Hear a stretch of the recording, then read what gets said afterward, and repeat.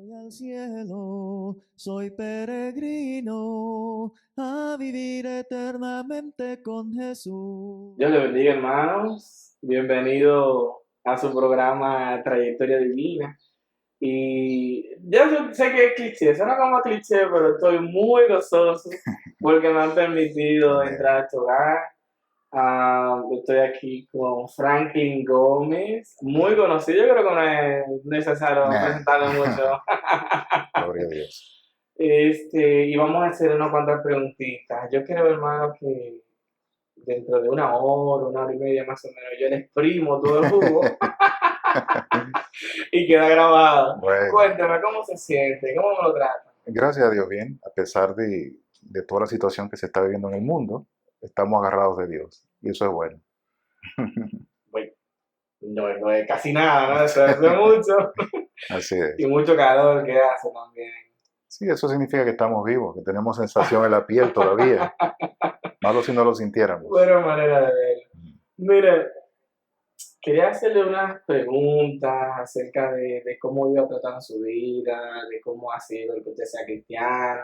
Mm, El objetivo de estas entrevistas es que los hermanos se fortalezcan en su fe, amén. que conozcan un poquito, porque algunas veces un mensaje, por más largo que sea, uno no conoce mucho de quién está predicando si No, no está cerca de él. así es. Quizás ha vivido usted alguna experiencia que yo no, y otro hermano tal vez sí, otros no, y eso, bueno, fortalece uno a otro. Amén.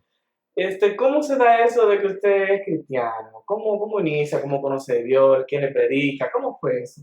Bueno, eso primero es por la gracia de Dios. Claro. Él es quien permite las circunstancias, pone a la gente en el camino, pone la ocasión, pone la palabra y pone el espíritu para convencer a uno.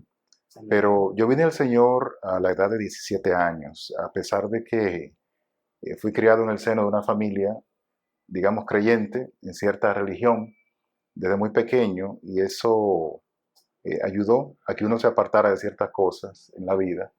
Pero ya cuando uno conoce la doctrina de la Iglesia de Cristo, la doctrina del Nuevo Testamento, fue un contraste en mi vida, fue un choque tremendo, porque yo Okay. venía de una religión en la cual hay cosas que son dogmáticas prácticamente, por no mencionar nombres, por asuntos de ética, pero ustedes saben, son los que andan con las revistas y los libros y el paraguas.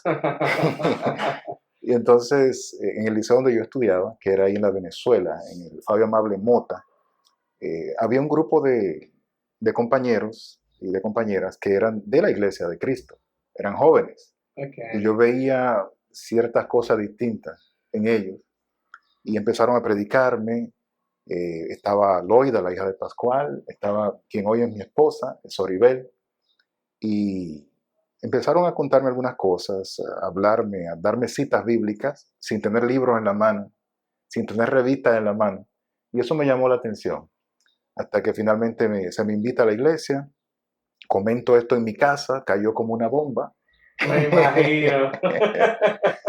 Tanto así que, para no cansarte el cuento, cuando decido bautizarme, lo hice prácticamente escondido. Cuando llegué a la casa y dije, mire, yo me bauticé, esto es lo que hay, y eso realmente trajo muchas fricciones en casa, y al punto de que, pasado el tiempo, para uno ir a un retiro de eso que hacía la juventud en La Vega, eso era un via crucis. Cuando se hacía una vigilia, que yo regresaba a la casa de tarde en la noche, acompañado por otros hermanos, incluso Osuna llegó a acompañarme a la casa, siendo yo jovencito, y no me querían abrir la puerta. Tenía a mi hermana ahí que correr la segunda milla y abrirme para poder dormir debajo de un techo. No era que no fue fácil, pero no me arrepiento de esa decisión. Yo creo que ha sido lo mejor que me ha pasado en la vida, conocer al Señor a tan temprana edad. Uno, cuando tiene a Dios como guía, tiene a su palabra como un manual de usuario de la vida, las cosas salen mucho mejor. Y yo me aferro mucho a un texto que se encuentra en Isaías, capítulo 35, versículo 8, que dice que el que ande en este camino, por torpe que sea, no se extraviará. Y yo creo que eso ha sido cierto en mi caso. Ok, debió haber sido muy difícil.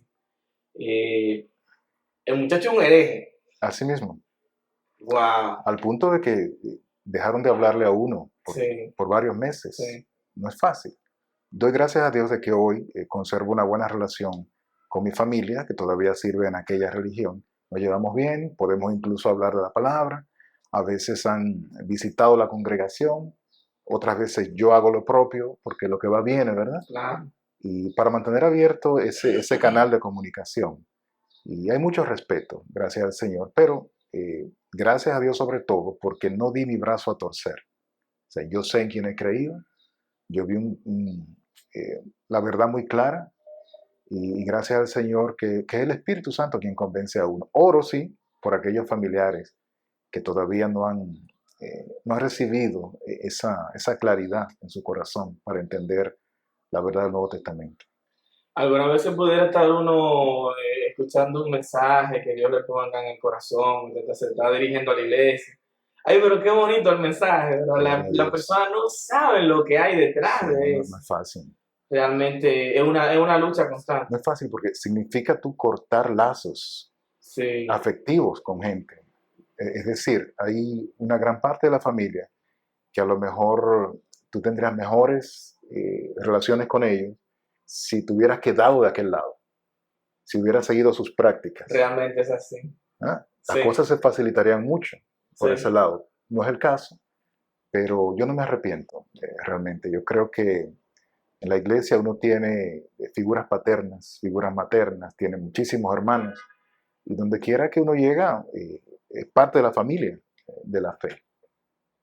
Así es. ¿Alguna vez se piensa, wow, si ellos se congregaran con nosotros, cómo fuera? No, sería fantástico. Ese es mi sueño y es mi oración. Yo creo que para Dios no hay nada imposible, aunque la persona tiene que poner de su parte. Claro. Y renunciar a la respuesta que tiene en el bolsillo, desnudarse de todo eso, quitarse tradiciones, preconceptos y abrazar lo que se le está diciendo. Por lo menos decir como los cristianos, los judíos en Berea. Vamos a ver si es verdad lo que Pablo nos está diciendo. Vamos a contrastar con las escrituras. Simplemente empezar por ahí. Usted sabe, hermano, que alguna vez, y no por el púlpito, porque alguna vez lo entendemos como que quiere brillar más que todo el mundo.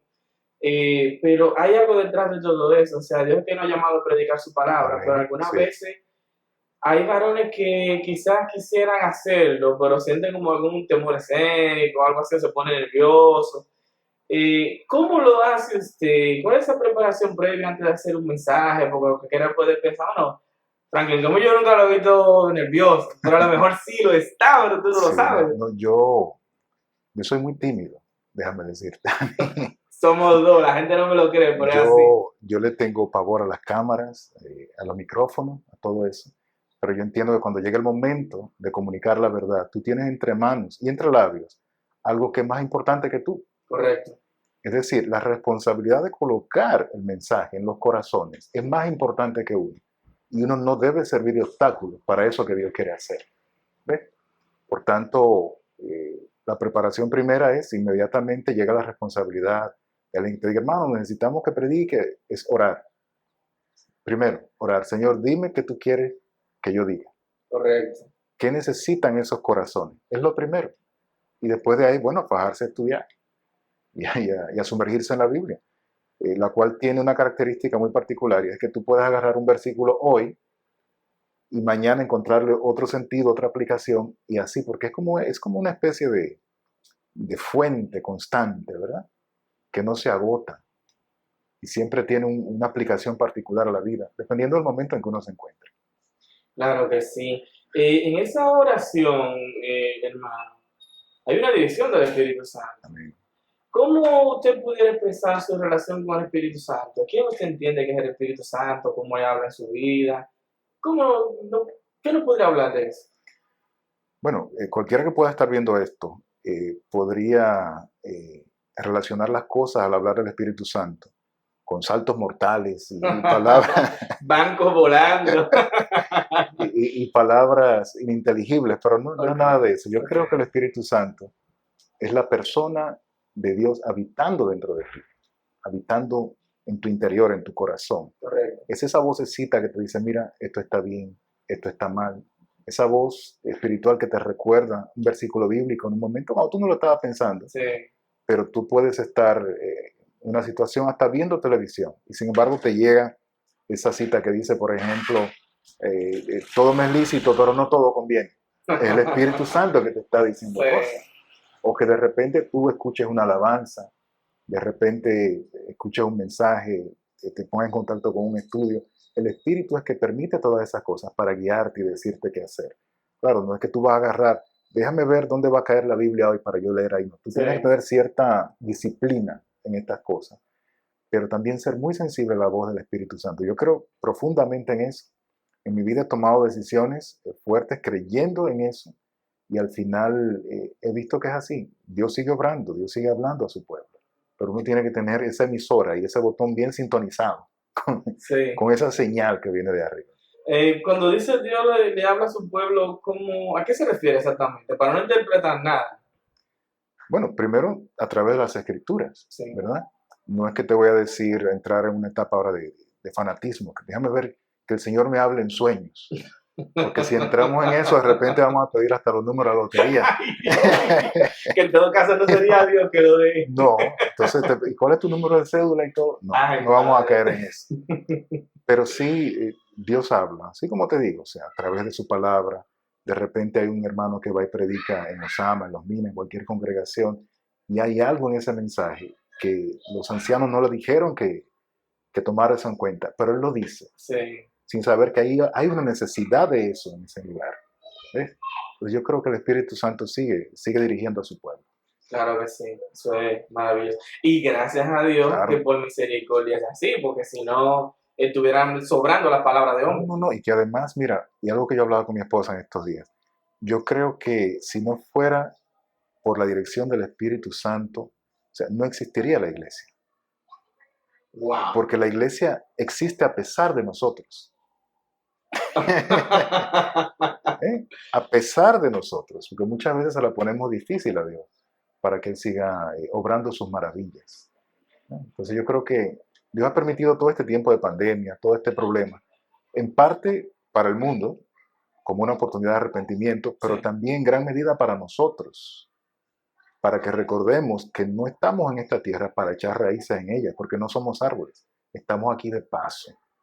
Y es bueno que pasen estas cosas, así como sucedió la persecución en los primeros siglos de la iglesia, que ayudó a expandir el Evangelio. Yo creo que esta pandemia es una oportunidad para que nosotros seamos un poco más espirituales, tengamos una visión un poco más clara del futuro que ya está escrito para nosotros en la palabra.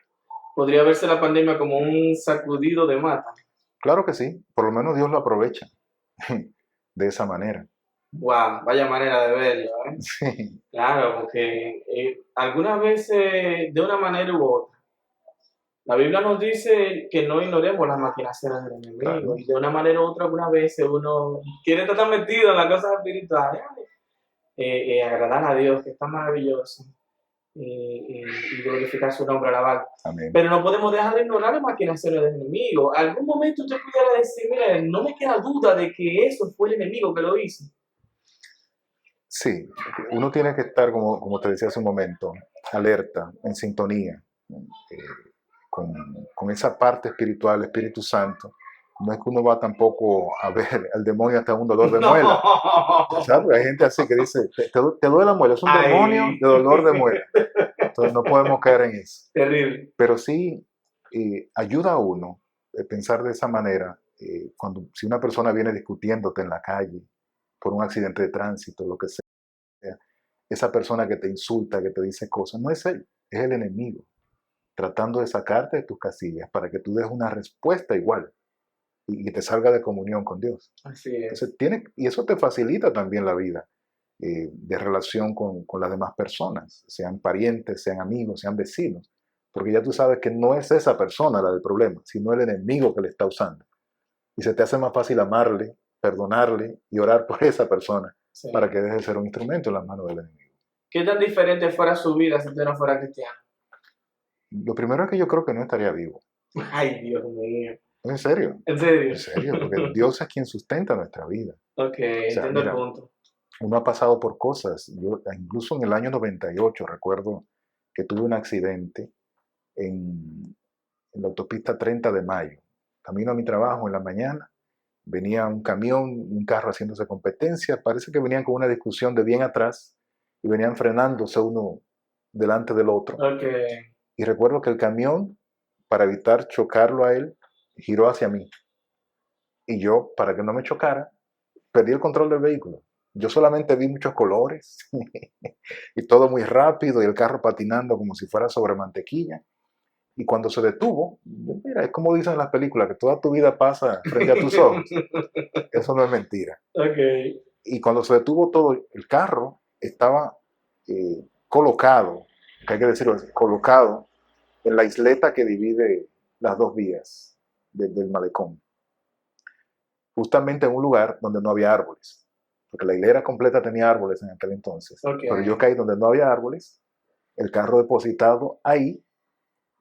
Te digo, yo perdí el control, yo no maniobré nada. Yo digo que fue el Señor, porque el carro salió sin una abolladura, sin un rasguño, y yo tampoco. Wow.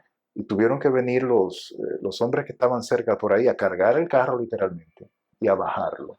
Y yo solamente lo escuchaba decir, mira, mijo, yo pensaba que tú te ibas a matar. Y son de las cosas que uno agradece a Dios, aparte de otras circunstancias en la vida, que yo creo que es que Dios realmente protege a uno y lo libra de muchas cosas. Si yo no fuera cristiano, si no estuviera esa protección del Señor, hasta una gripe me mata. En serio, hasta una gripe. Literal. Literalmente. Entonces la gente no piensa en estas cosas muy seguido, pero yo sí creo. Yo creo profundamente en que Dios sigue cuidando de uno espiritualmente, físicamente, en todos los sentidos. Y es algo que la gente debería tomarse un poquito más en serio. No solamente como vimos al principio de la pandemia, tú llegaste a ver fotos y videos seguros en las redes sociales de personas arrodilladas en la calle, Sí. manos en alto, aclamando a Dios y cantando paz en la tormenta. Eso le recordaba a mi esposa en estos días. ¿Te recuerdas cuando empezaba la pandemia? Yo no veo eso Y ya. poco tiempo después, Uy. teteo, Sí. bebida, gente muriéndose por estar ingiriendo cleren y cualquier cantidad de cosas. Entonces, Dios no es un Dios para un momentito. Dios no es un Dios para que me saque de un problema. Dios es un Dios para tener una relación constante con Él, para que el día que te llegue el problema, tú no tengas que llamarlo, porque Él ya está ahí, ya está en tu vida, para socorrerte, para cuidarte. Ok. Para usted, hermano, ¿qué es adorar a Dios? Adorar a Dios es simplemente mostrarle nuestro amor. Por tanto, yo no creo en adorarle si uno no le ama. No sé qué clase de adoración se le puede dar a Dios cuando por otro lado se está haciendo exactamente lo contrario a lo que Él pide para la vida de uno. Okay. Ahora es muy común escuchar a cualquier artista, cualquier productor de televisión, terminar o iniciar su programa diciendo bendiciones. ¿Has visto eso? Sí, claro que sí. Todo el mundo, bendiciones. Y hasta trae un pastor, una gente para que ore ahí y haga algo. Y después da golpe de barriga. Y anunciar bebidas alcohólicas. Sí. Y a pasar cuestiones pornográficas. Entonces, la adoración requiere primero una sumisión completa delante del Señor. Es mostrarle tu amor simplemente. Como cuando dices a tu esposa o a un hijo tuyo, mira, yo te amo, tú eres importante para mí, salvando la distancia. Es lo mismo, o sea, es a Dios que tú le estás diciendo, yo te amo, tú eres importante para mí y eres tan importante que yo me someto a tu voluntad porque tú sabes lo que es mejor para mi vida. No es simplemente cantar, es que toda tu vida tiene que ser un acto de adoración. Cómo tú andas, cómo trabajas, cómo te vistes, incluso hasta cuidando lo que comes, porque el cuerpo es templo del Espíritu Santo. Yo sé que me voy a echar de enemigo a esos que se vuelven locos con el chicharrón, una serie de cosas que son gula realmente, pero todo lo que uno hace es un acto de adoración, así lo veo. Correcto. Hermano, wow.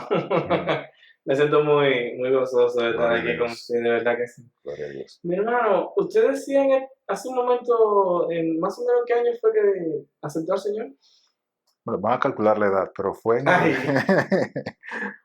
yo fui bautizado en el 1992. Okay. Sí, abril, recuerdo, sí, abril del 92. ¿Pudiera usted decir del 92 para acá o ha llovido un poquito como quiera? Y fue precisamente en el local de la iglesia Mosama. Oh, okay. El hermano Pascual fue y me bautizó allá. Ok. ¿Pudiera usted decir cómo era esa iglesia en el momento que usted se bautiza? ¿Pudiera haber alguna diferencia con la iglesia de hoy en día? Bueno, diferencia prácticamente somos las mismas personas, Ujú. pero han cambiado ciertas cosas. Por ejemplo, la juventud de aquel entonces no tenía ese acceso a la tecnología que hoy se tiene. No tenía las distracciones que hay hoy. No tenía nada de eso. Disponían de más tiempo para compartir. am, Era un poquito más, no quisiera usar la palabra espiritual, pero es que había menos distracciones, ¿no? Ok. Y había más tiempo para uno que visitarse, que comer juntos, a veces bien tarde en la noche. Se vivía para los retiros. Yo recuerdo que se anhelaba esa fecha, que llegara ese retiro en La Vega, en el Centro Conferencial Cristiano, que siempre se hacía ahí, lo que organizaba el GNPJ. Y recuerdo que cuando llegaba la hora de despedirse, Mm. ahí era el lloro y el crujir de dientes. Ay, Dios mío. Y todo el mundo anotando un papelito, los teléfonos. Ahora no, ahora dame tu WhatsApp. Todo es más inmediato, es más rápido. Ya no se extraña tanto porque te tengo ahí todos los días. Sí. Entonces, esa pérdida de nostalgia, esa pérdida de ese tipo de acercamiento sin tanta tecnología de por medio, yo creo que sí se extraña un poquito. Muchos de los jóvenes de aquel entonces, tú les preguntabas y su anhelo era ser, uno decía, bueno, yo quiero ser evangelista, yo quiero ser diácono, yo quiero ser anciano. Esos eran los anhelos. Ahora, ¿cuáles son los anhelos? Yo quiero ser ingeniero, yo quiero ser doctor. ¿Me entiendes? No me estás entendiendo, Sí, ¿verdad? claro, el enfoque es muy Muy distinto. distinto. Entonces, yo creo que hay que hacer una revisión de cuál es nuestro propósito en nuestro breve paso por la tierra. Porque al final se queda la profesión, se queda el carro, se queda la casa, se queda todo aquello que para el mundo es el éxito. Se queda. Pero ¿dónde está mi participación en el reino de Dios aquí en la tierra, donde Dios me ha puesto? ¿Dónde está mi cuota de participación para que otros se salven, empezando por mí y por mi familia? ¿Verdad? Entonces yo sí veo ese poco de contraste. Yo creo en la tecnología, me formé en eso, es mi profesión, amo todo lo que voy a la computadora y a electrónica, pero yo entiendo que en cierta medida todo eso ha llegado a ser una especie de obstáculo en el desarrollo de nuestra fe. Y ahí veo sí una diferencia muy marcada. Nos hemos dejado robar el tiempo por estas cosas. Tenemos menos comunión con Dios, oramos menos, estudiamos menos la palabra del Señor. Muchas veces nuestro acercamiento a la palabra se limita a lo que alguien venga a decirme desde el púlpito el domingo, pero yo en casa no abro la Biblia. Muchas veces mi momento de oración se limita al hermano que la dirige en la congregación Cierto. o quizá mediante la reunión en Zoom. Pero yo personalmente ni siquiera oro para comer en una plaza comercial porque me da vergüenza que me vean. ¿Te das cuenta? Entonces yo creo que sí tenemos que despertar una especie de revolución espiritual, comenzando por analizar cómo estamos hoy. Olvidarnos lo que pasó, porque muchas veces también caemos en el error que decimos, la juventud de los años 90, sí, pero también había sus problemas. Sí, sí, claro que sí. Hay que estar claro. Cada generación tiene sus retos, tiene sus problemas, sus cosas a superar. Esta no es distinta. También tiene cosas muy buenas. Hay jóvenes que como tú y el resto de los hermanos allá en Osama, en otras congregaciones, están aprovechando estos mismos medios para bendición de Sí, otros. grandemente. Sí, Y eso no lo teníamos. sí, claro. ¿Te das cuenta? O sea, hay sus ventajas y desventajas, pero todo hay que enfocarlo desde el punto de vista espiritual. ¿Hay algo que usted piense, esa pregunta me surge mientras usted hablaba, ¿hay algo que usted piense que la iglesia del primer siglo pudiéramos imitarlo más? ¿Hay algo que sí usted entiende que pudiera ser? Bueno, sí, yo creo que nos hace falta un poquito de persecución. Oh, padre. Sí, yo creo que esa es la solución a todos nuestros problemas. Si supiera que antes de hacer esa pregunta, hace unos minutos atrás pensaba en que sí, la pandemia se siente incómodo, no puedo negarle, no se Sí, siente sí, incómodo, pero la iglesia del primer siglo sufrió mucha persecución. claro. Y luego de eso, no quiero que se malinterprete, pero se puede ver como un acomodamiento de ya, en vez de ser perseguidos, nosotros estamos en el poder ahora, por así Exacto, decirlo. exacto. Y eso hasta cierto punto como que hace, no se acomode demasiado. Ahora con la pandemia, sabemos que las cosas cambiaron mucho y Sí, Dios nos ayudó con los medios virtuales, pero yo entiendo que ya se debería de ir mermando tanto hasta que desaparezca. Dios lo permita en algún momento. Sí, sí, hay que pensar en una iglesia post-COVID. Sí, ¿Qué vamos a hacer ahora? Recibimos el impacto, aprendimos de la experiencia, pero así como las empresas se están preparando, las instituciones educativas se están preparando, nosotros como iglesia tenemos que ser la punta de lanza en ese cambio, porque estamos bregando con gente de todos los sectores, de sí, todas las claro, clases sociales, de claro todos que los sí. órdenes. Entonces, nosotros debemos ser la inspiración para la sociedad. No podemos limitar a Dios. ¿Por qué la iglesia en el primer siglo pudo alcanzar esa gran expansión tan rápida del Evangelio, hasta todo el mundo conocido? Por la persecución. El ser perseguidos les obligaba a que por el camino fueran predicando el Evangelio y se iban moviendo de ciudad en ciudad, de campo en campo, de pueblo en pueblo. Pero nosotros, como no tenemos persecución, por lo menos en este hemisferio, estamos tranquilos.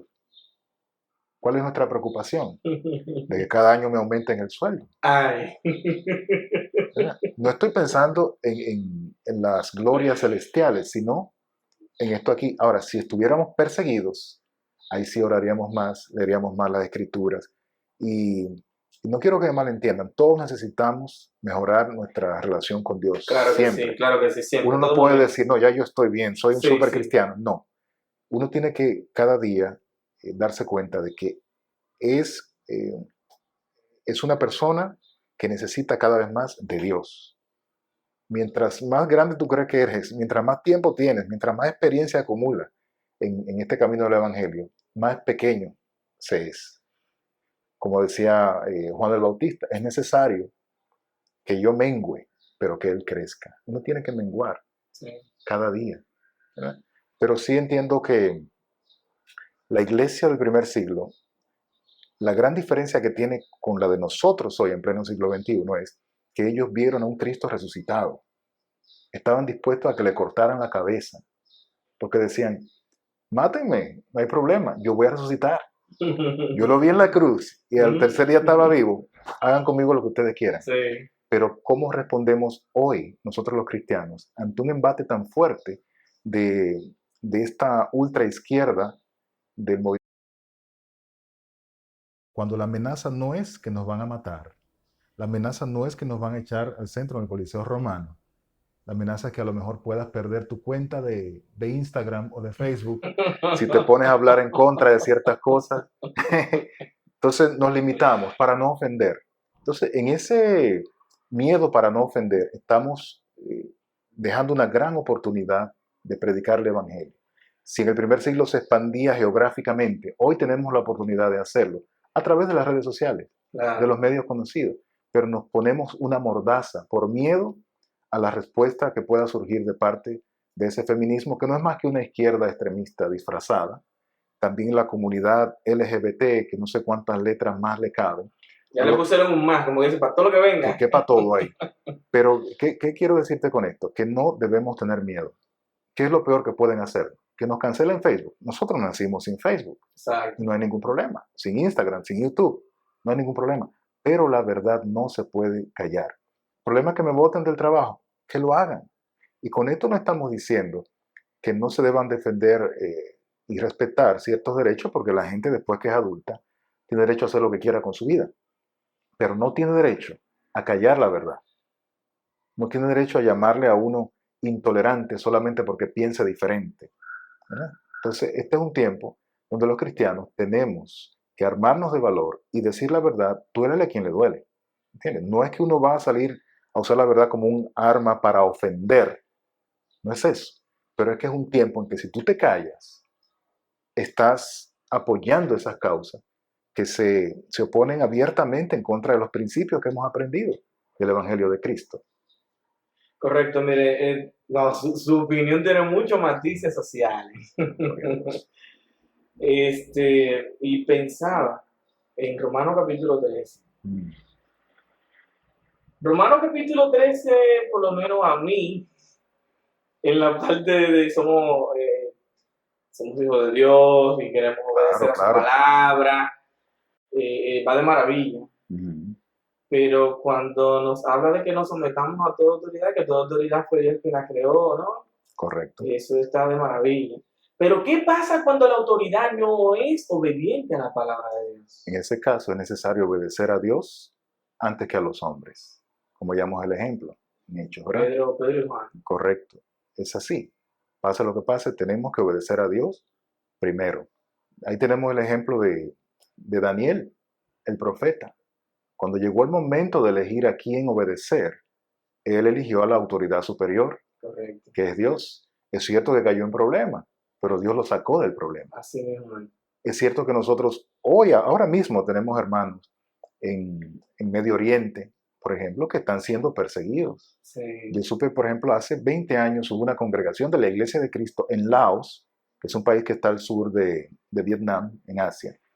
Y de repente llegó la policía a una reunión clandestina de la iglesia y se llevaron adultos, niños, Nuevos Testamentos que tenían ahí, se llevaron todo. Yo no sé en qué quedaron esos hermanos, más nunca he vuelto a escuchar de ellos.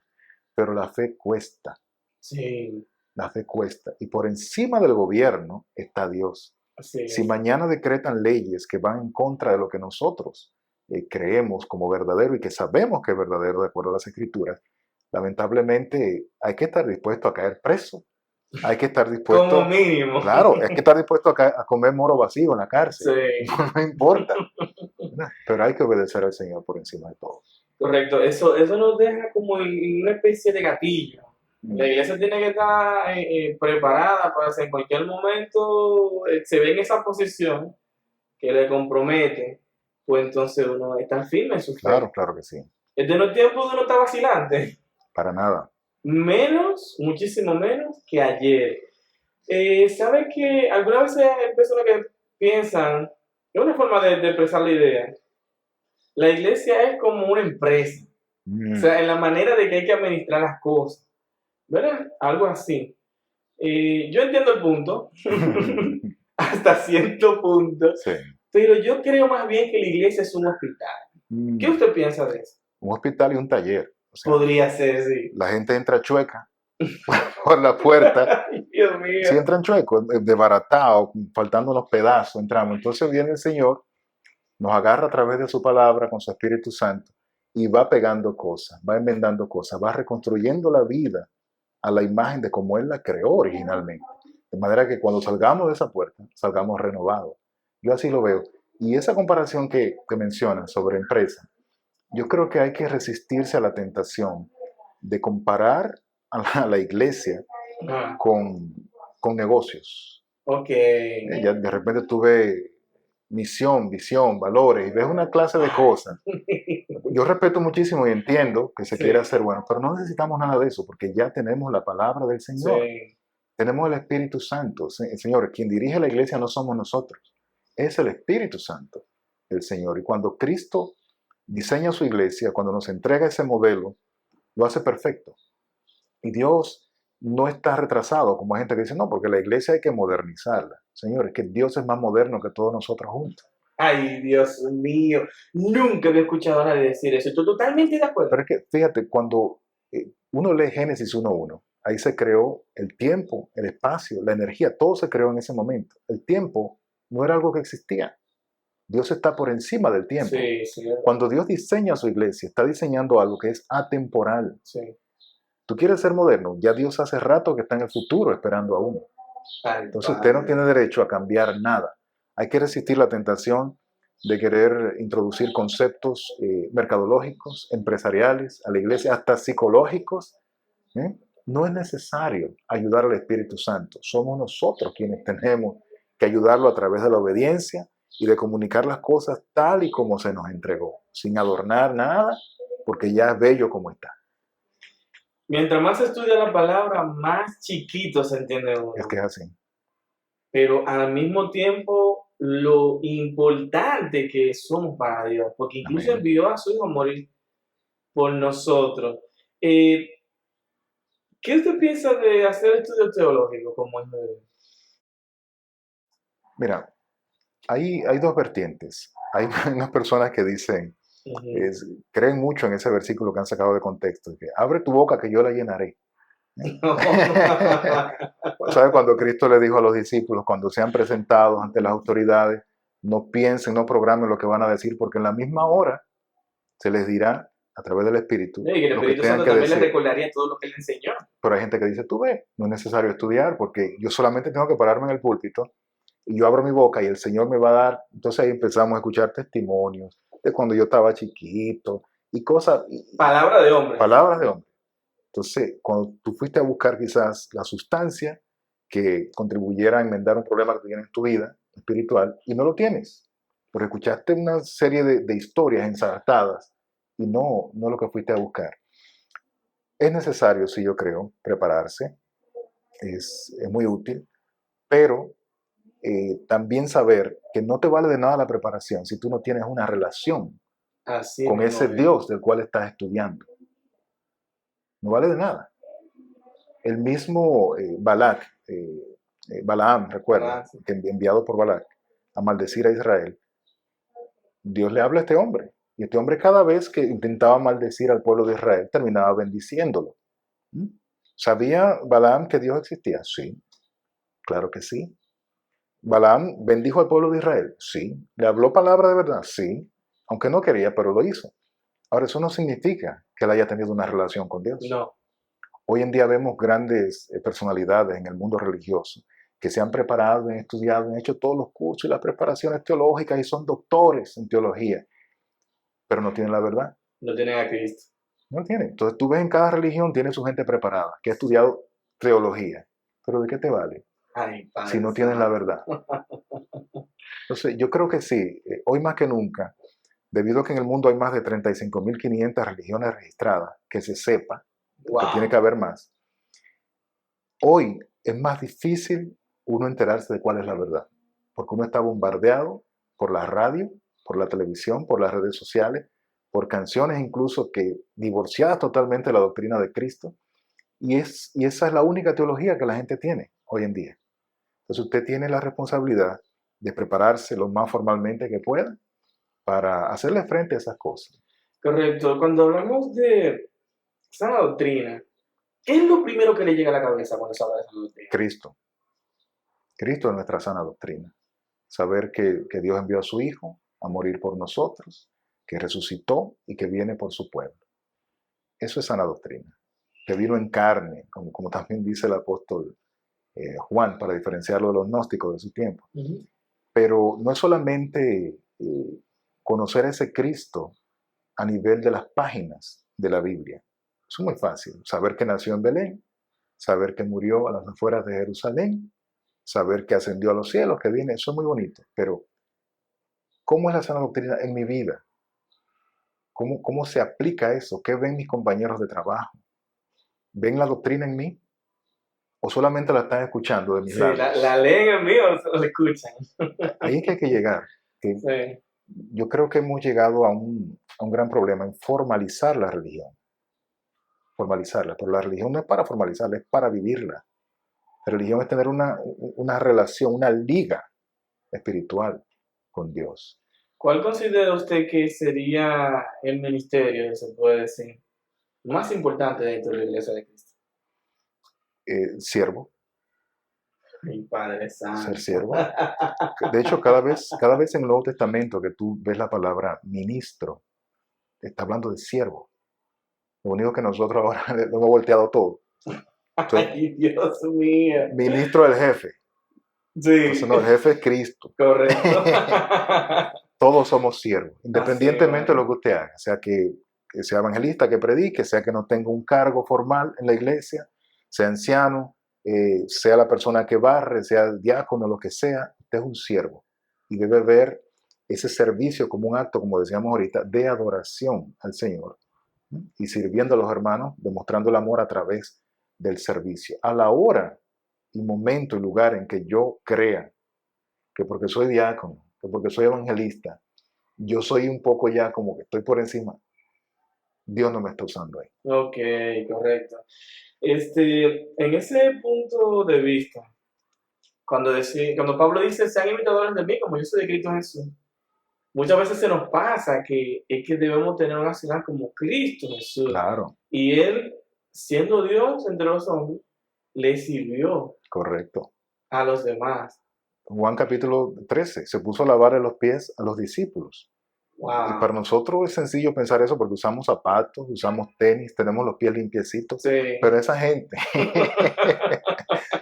Yo me imagino los callos que tenían, y el andaban con polvo. sandalias, exacto, polvo, lodo, de todo. Y Sí. Cristo, el Rey de Gloria, vino a ponerse a limpiar esos pies tan sucios. Entonces, yo creo que es lo que tenemos que imitar nosotros. Cada función, ministerio en la iglesia no es para ser servido, es para servir. Para servir, correctamente. Para servir. Yo creo que tiene que ver con eso, ¿no? Que como usted dice, que hemos Sí. bordeado las cosas, porque realmente Cristo Jesús se lo dijo a los discípulos también, de que en mi reino, Dios, de entre ustedes, que va a ser grande el que sirve. Más pequeño, exacto. Exactamente. El que sirve, más pequeñito de ustedes, es que se entiende como el más grande en el reino, Correcto. porque el que sirve, el que tiene un corazón como niño, el que siempre va al hermano, y no necesariamente el hermano también, sino aquel que lo necesita, Sí. que es la verdadera predicación. Cuando tú llegas a alguien que necesita una mano de ayuda, tú dices, mira, yo te traje esto, mira, vamos a hacer aquello, lo siente más. Pero también con mucho cuidado de no hacer eso para un selfie. Ay, Padre Santo. Que es muy peligroso. Ahora todo acto de bondad queremos que quede registrado Sí, y que el sí, mundo lo sepa. terrible. Ahí se cae el servicio a Cristo, ya no es por Cristo. Terrible. Es para promoverme. Cuando yo quiero ser el primero que salga en la foto, cuando yo quiero que se reconozca, entonces, ¿qué dice Cristo? De cierto te digo que ya tienes tu recompensa. Sí mismo es. Entonces tenemos que buscar la recompensa de arriba y tratar de ser lo más anónimo posible para que quien se vea sea el Señor y no nosotros. Wow, mi hermano. Yo he disfrutado mucho esta entrevista. Gloria a Dios, gloria a La Dios. gloria de Dios, ya que Amén. lo permite. Al inicio tuvimos unos cuantos problemas técnicos, pero yo no me voy vacío de aquí. Gloria a Dios. Hermano, para las nuevas generaciones, ¿qué mensaje, qué consejo usted le daría? Que se pongan en esto, que sean hombres y sean mujeres, porque esto no está para muchachos. O sea, el mundo se está acabando y no podemos estar relajando con nuestra fe. O sea, si aceptamos a Cristo, no es para perder el tiempo. Yo muchas veces he dicho en predicaciones, y quizá hay gente que le suene esto medio duro, pero si usted va a estar en el Evangelio sin consagración, sin buscar la santidad, sin buscar la profundidad en la relación con Dios, deje esto. Mejor váyase, porque si usted se va a perder como quiera, piérdase con gusto. Usted solito. Solo, exacto. Piérdase con gusto, haga su teteo, beba romo, haga toda su fiesta, métase droga, porque se va a perder como quiera. Sí. Ahora, si usted en serio quiere salvarse, coja esto en serio y no haga que le traten como muchacho, porque a veces se lo ganan, que lo traten así. Mire, no me gusta tocar ese tema, de verdad, pero lo recuerdo ahora, cuando te decía así, se va a perder como quiera, pues. Claro. Anoche hacía yo una palomita, sacaba del microondas. Padre Santo. Pues, tú eres rico entonces, porque antes lo poníamos en un caldero, le echábamos un chin de aceite. Y yo hice eso también. Okay. Hermano, cuando yo saqué esa palomita del microondas, que yo la abrí, salió ese caliente que me quemaba las manos. Dije, oye, pero si eso es una palomita, imagínate en el infierno. Exacto. A mí no me gusta tocar ese punto, pero lo dije en voz alta y lo comentaba con mi esposa. Mira, Joanna, lo caliente que está esto. Es que yo no puedo ir para el infierno, yo no puedo ir. El problema es que muchas veces la gente piensa que eso es una fábula. Están tan acostumbrados a ver las películas de Avengers que creen que el final va a ser así, una guerra entre el bien y el mal, y al final va a ganar alguien, Tony Stark. Y no es así. O sea, es como tú dices. Cristo habló del infierno. Muchas veces no queremos tocar el tema para no ofender, porque es algo que no cae bien. ¿No? ¿De qué hablamos? El amor de Dios. Y Dios es tan bueno y tan... Sí, pero ese mismo Dios de amor no te puede obligar a ti a que lo ames. O sea, Dios no te puede obligar, no puede obligar a una persona a que esté con él si esa persona no quiere. Así mismo. Por tanto, yo creo que el infierno no es un acto de crueldad de Dios. Simplemente el infierno es un lugar donde tú no vas a tener la presencia de Dios. Y por tanto, ahí no puede haber ningún tipo de bendición. Y por tanto, el calor y el lloro, el crujir de dientes y todo eso. Para la gente que no quiere vivir con Dios, empezando desde aquí. Yo creo que lo peor de ese lugar básicamente es no tener la presencia de Dios. Correcto, correcto. Pero fíjate que en cierto sentido, cuando se habla acerca del calor y del fuego del infierno, es probable que haya gente que lo tome de manera literal, pero yo entiendo que al hablar de las llamas y ese tipo de elementos que se describen en la Biblia, es simplemente una especie de metáfora para indicar algo que tiene que ser peor de ahí. Yo no lo quiero averiguar. Tiene que ser peor. Así como Juan estuvo describiendo en el Apocalipsis calles de oro, mar de cristal, y sabemos que todo eso es simbólico, Sí, sí. porque él a lo mejor no pudo encontrar palabras más Para maravillosas. Correcto. En el otro extremo tenemos el infierno. Sí. ¿Qué otras palabras utilizar para algo tan, tan horrendo, tan fuerte, de lo cual Dios nos quiere librar a todos? No, y que Cristo tanto que advirtió sobre Claro. eso. Bueno. No es fácil, hay que huir, No hay es que huir fácil, de ¿no? eso. Y no servirle a Dios por temer ir allá, sino porque le amas por todo lo que Él ha hecho por ti. Es una gran diferencia. Claro, claro, no El es por enfoque es temor. totalmente diferente. De hecho, hay un soneto, un poema del siglo XVIII, que es anónimo, que dice: no me mueve mi Dios para quererte, Oh, sí. el cielo que me tienes prometido, ni me mueve el infierno tan temido para así dejar por eso de ofenderte. De manera que no es por miedo al infierno que uno tiene que buscar, es porque uno sabe que hay un Dios creador que me ama a tal punto de que envió a su Hijo en un plan de reconciliación con Él para rescatarme de mis propios pecados, y me ama tanto que quiere que yo esté por la eternidad con Él y que escape de las llamas del infierno. Eso me tiene que mover al amor a ese Dios creador, a ese Padre celestial que tenemos todos nosotros. Y un amor que humanamente no se puede comprender. No. No suena ni siquiera mínimamente lógico tú enviar a tu propio hijo a morir por pecadores. Sí, sí. O sea, el amor de Dios nosotros no tiene límites. No tiene límites. Entonces, todo el que se ha perdido porque... Porque quieren. Porque ha amado más las cosas de este mundo. Que no les interesan las cosas celestiales. Eso es decirle a Dios: a mí, tu palabra no me interesa, eso vale un pepino, adiós. Exacto. Ay, Padre, y tan misericordioso que es Dios. ¿Cómo desperdiciar a Dios? Increíble. Yo creo que Dios a veces permite que pasen ciertas cosas en la vida de uno, como un acto de misericordia. Sí, man. Pero la gente no entiende qué es lo que hay con un corazón tan duro. En estos días yo acabo de asistir a un par de funerales y se predica la palabra. Y se habla de lo que hay que hacer. Se dice de lo que hay después de la muerte. Y la gente ni se inmuta. No le tienen miedo a la condenación eterna. Y eso es muy, pero muy triste. Yo pensaba que con todo esto que ha sucedido del COVID, iba a haber un despertar en la gente y que iban en masa a llenar las iglesias. ¿Qué va? Yo vi esto del COVID como un acto que Dios aprovechó. No es que Dios creó el COVID, no creo eso, pero Él lo aprovecha como una puerta para que la gente despierte y sepa que esto no es para siempre. Sí, sí. Pero hay que hacer cuando la gente no hace caso. Ni siquiera eso. Ni siquiera cuando tiene la muerte ahí frente a sus ojos. Ni se inmuta. Nosotros los cristianos, los creyentes, que sabemos lo que hay después de esta vida, somos quienes tenemos esa gran responsabilidad. Ya que la gente no quiere leer la Biblia, ya que la gente no quiere entrar a la iglesia, tenemos que llevar la iglesia a la gente. Que la gente vea la iglesia en nuestro testimonio, en nuestra vida cambiada, en que no nos hacemos partícipes de las cosas del mundo, porque ya hemos probado las cosas espirituales, que son muchísimo mejores. Pero ellos tienen que verlo en nosotros. Amén, hermano. 1.000.000 de gracias por abrirme la puerta de su hogar. He sido muy edificado con esta entrevista. Al contrario, gracias a ti, de verdad.